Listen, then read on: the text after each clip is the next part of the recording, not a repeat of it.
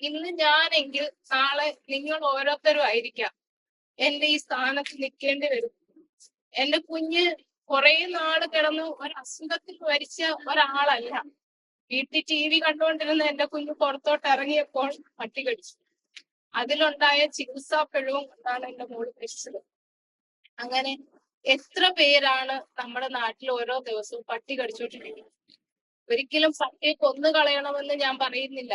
പക്ഷെ എങ്കിൽ തന്നെയും അവർക്കൊരു ഷെൽട്ടർ ഒരുക്കി ഈ ജനവാസത്തിൽ നിന്ന് അവരെയും സംരക്ഷിക്കണമെന്ന് മാത്രമാണ് എന്റെ ആവശ്യം. ഓരോ മക്കളും നമ്മള് എത്രയും ചെല്ലും നമ്മളെ കൂടെ പിടിച്ചെടുത്താൻ പറ്റും? ഇല്ല, അവര് പാറി നടക്കേണ്ടവരാണ്. അവർക്ക് മുറ്റത്ത് പോലും എന്തിന് നമുക്ക് പെരയിൽ കിടന്ന് ഉറങ്ങാൻ പോലും പറ്റാത്തൊരവസ്ഥയാണ് ഇന്ന് നമ്മുടെ മക്കൾക്കുള്ളത്. ആ ഒരവസ്ഥ മാറണം. അതിന് ഞാനെന്നല്ല, നമ്മുടെ പണ്ട് ഈ പേവിഷബാധ എന്ന് പറയുന്നത് എനിക്കും ഒരു കേട്ടറിവ് മാത്രമായിരുന്നു. അതെന്റെ ജീവിതത്തിൽ വന്നപ്പോഴാണ് അത് എത്രത്തോളം ഭയാനകമാണ് എന്ന് ഞാൻ തിരിച്ചറിഞ്ഞത്. അതൊരിക്കലും ഒരു അമ്മയ്ക്കും കാണാൻ പറ്റാത്ത അത്രയും ഭയാനകമായിരുന്നു എന്റെ കുഞ്ഞിന്റെ അവസ്ഥ.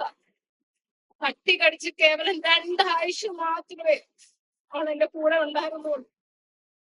അതായത് അവളുടെ മരണം കൺമുന്നിൽ കാണുന്ന ഒരവസ്ഥ.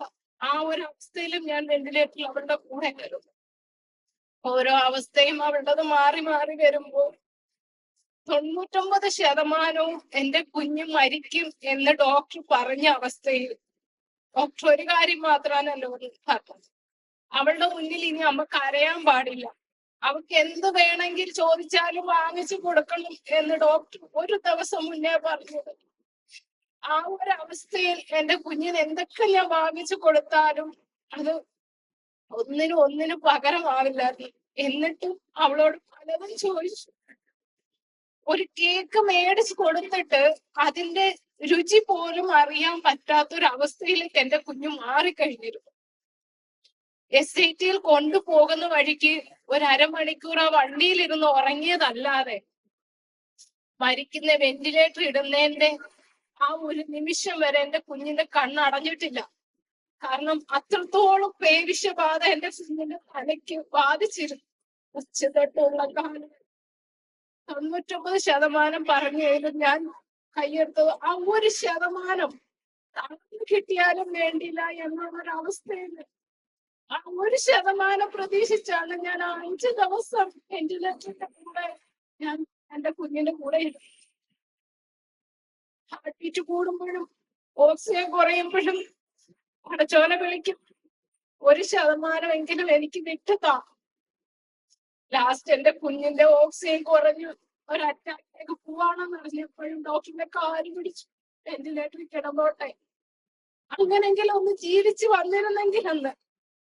കാരണം അസുഖത്തിൽ മരിച്ചതല്ല എന്റെ കുഞ്ഞ്, ഈ നാടിന്റെയും ഈ നാട് ഭരിക്കുന്നവരുടെയും കൊണ്ടാണ് എന്റെ കുഞ്ഞ് മരിച്ചത്. ഞാൻ ആരെയും കുറ്റപ്പെടുത്താനോ പരാതിപ്പെടാനോ വന്നതല്ല. ഓരോ കുഞ്ഞുങ്ങളും നമ്മുടെ കയ്യിൽ നിന്ന് വിട്ടുപോകുമ്പോൾ അതിന്റെ വേദന സഹിക്കാൻ കഴിയാത്തത് കൊണ്ടാണ് ഞാൻ ഇവിടെ വന്നു നിൽക്കുന്നത്. എന്റെ കുഞ്ഞിനെ ഞാൻ കണ്ടിട്ട് ഞാൻ നടത്തിക്കൊണ്ടുപോയ എന്റെ കുഞ്ഞിനെ പിന്നെ തിരിച്ചു ആംബുലൻസിലാണ് കൊണ്ട് നേരെ പള്ളിയിലേക്ക് കൊണ്ടുപോയത്. ഞാൻ അവസാനം ഞാൻ ആ വെന്റിലേറ്ററിൽ കണ്ടു. ലാസ്റ്റ് ആ ബോഡി കവർ ചെയ്യുമ്പോ കണ്ടതല്ലാതെ ഇന്ന് 6 മാസം ഞാൻ എന്റെ കുഞ്ഞിനെ കണ്ടിട്ട് ഞാൻ അത് കഴിഞ്ഞ് അവളെ പ്രസവിച്ച ഒരു ദിവസം പോലും ഞാൻ പിരിഞ്ഞു നിന്നിട്ടില്ലാത്ത എന്റെ കുഞ്ഞിനെ ഇന്ന് ഞാൻ കാണാനില്ല. ഞാൻ അന്നും പറഞ്ഞു, അത് ഒരാഴ്ചത്തെ വാർത്തയിൽ ഇത് ഒതുങ്ങി പോവരുത്. നിങ്ങളുടെ ഓരോ മക്കളും ഇതുപോലൊരവസ്ഥയിൽ വന്നെത്താം. നമുക്കൊരിക്കലും പറയാൻ പറ്റില്ല, പേടിയാണ്. ഇന്നും ഞങ്ങൾ ആ വീട്ടിൽ താമസിക്കുന്നെങ്കിൽ ഞങ്ങളുടെ വീട്ടിലെ ചുറ്റുപട്ടികളാണ്. ഓരോരുത്തരും വേസ്റ്റുകൾ കൊണ്ടിടുന്നവരും അത് തിന്നാൻ വരുന്ന പട്ടികൾ. എന്റെ കുഞ്ഞ് മരിച്ച് ഒരാഴ്ചയായില്ല, വീടിന്റെ പരിസരത്ത് 1 ലോഡ് പട്ടികളെയാണ് കൊണ്ടുവന്ന് ഇറക്കിയത്. 1 ലോഡ് പട്ടികളെ.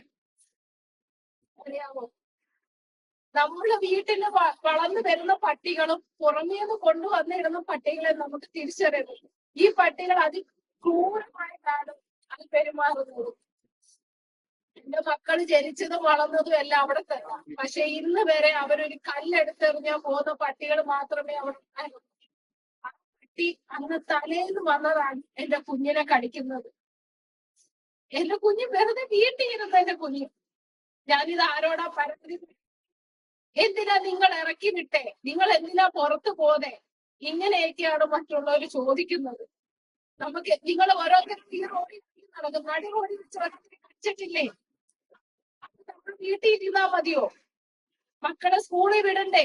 എന്റെ കുഞ്ഞുങ്ങൾ പഠിക്കുന്ന സ്കൂളിന്റെ ഗ്രൗണ്ടിൽ പോലും നിറച്ച് പട്ടികളാ. ഈ കുഞ്ഞുങ്ങൾ ആ ഗ്രൗണ്ടിൽ പോയി കളിക്കേണ്ടവരല്ലേ? ഞാൻ ആരോടും പരാതിപ്പെടുകയല്ല. ഞാൻ പഞ്ചായത്തിൽ പരാതി പറയുമ്പോഴും മറ്റുള്ളവരോട് പറയുമ്പോഴും എല്ലാം പറയുന്നത് ഹൈക്കോടതി തീരുമാനിക്കേണ്ടതാണ്, ഞങ്ങൾക്കൊന്നും ചെയ്യാൻ പറ്റുന്നില്ല. പാർട്ടിക്കാരോട് പറയുമ്പോഴും അവർ പറയുന്നത് ഹൈക്കോടതിയുടെ അല്ലേ, സുപ്രീം കോടതിയുടെ തീരുമാനമാണ്, ഞങ്ങൾക്കൊന്നും ചെയ്യാൻ പറ്റില്ല. ഇനി ഞാൻ ആരോടാണ് പറയുന്നതെന്ന് എനിക്ക് അറിയത്തില്ല. അതുകൊണ്ടാണ് ഞാൻ ഇന്നിവിടെ വന്ന് നിങ്ങളോട് എല്ലാരോടും പറയുന്നത്. എന്റെ കുഞ്ഞിനെ പട്ടി കടിച്ച് പിറ്റേന്ന് രാവിലെ ആയപ്പോഴത്തേക്ക് അത് ചത്തുപോയി. അപ്പൊ അതുപോലാണ് എന്റെ കുഞ്ഞും പോയത്. ആ അവസ്ഥ നിങ്ങൾക്ക് ആർക്കും ഉണ്ടാവരുത്. നിങ്ങളെ കൊണ്ട് ആരെ കൊണ്ടും അത് കണ്ടു നിൽക്കാൻ പറ്റില്ല. ആ ഒരു അവസ്ഥയാണ് നമ്മുടെ മക്കൾ ആ വെന്റിലേറ്ററിൽ കിടന്ന് കാണിച്ചു കൂട്ടുന്നത് ഓരോന്നും. അവസാനം ഒരു തുള്ളി വെള്ളം കൊടുക്കാൻ പോലും നമ്മൾ കൊണ്ടാവാതെ നമ്മൾ കരഞ്ഞുകൊണ്ട് നിൽക്കത്തതേ ഉള്ളൂ. എനിക്ക് എല്ലാവരോടും പറയാനുള്ള മറ്റു കാര്യമുള്ളൂ. ഹൈക്കോടതി ആയാലും സുപ്രീം കോടതി ആയാലും ഓരോ അമ്മമാരും ഈ സങ്കടം കാണണമെന്നില്ല. ഇനി എനിക്ക് മുട്ടാൻ വാതിലുകളൊന്നും ഇല്ല. ചികിത്സ എഴുതി തള്ളാം.